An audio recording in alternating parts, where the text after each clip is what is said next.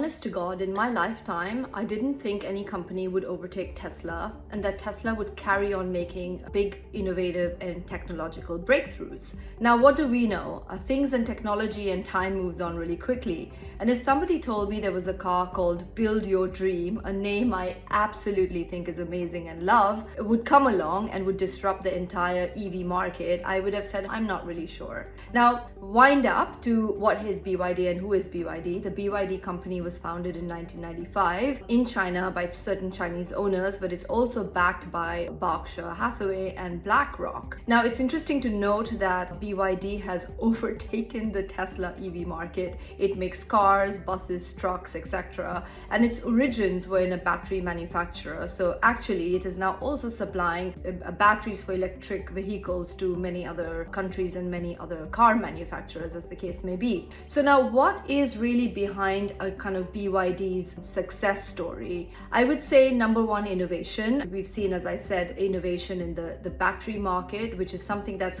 held back the EV market a little bit. Number two, building a heck of a lot of jobs and in the industry. So actually building a lot of factories, building a whole ecosystem around BYD cars. And number three is it actually has its own supply chain. So quite surprisingly and quite differently from other car manufacturers, it owns its own shipping line and its own logistics empire, which allows it to transport its cars all over the world and grow, so to speak, through its own ecosystem. Now, obviously, the tariffs that I've talked about in previous videos, even in 2019, there was a 25% tariff on Chinese vehicles into the United States. Obviously, there would be a NAFTA pathway in the event that BYD sets up a factory, for example, in Mexico or Brazil, which it may well do because it will not back down on US tariffs and the US situation, even though we are seeing a slight shift perhaps in the Trump administration's views on their own restrictive tariff position, which I also talked about.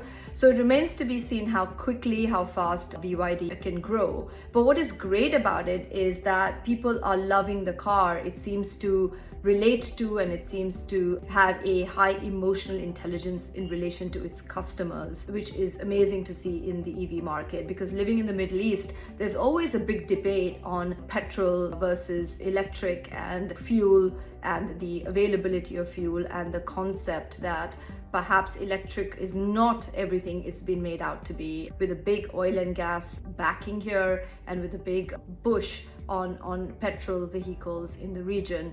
So yes, BYD is gaining traction. I was recently at an event that was held by their local agent distributor Al-Futtaim Group, and I had an opportunity to see some of these cars, and yes, I was pleasantly surprised. So build your dream, guys. It's here to stay. Thank you so much for watching Think Tank this week.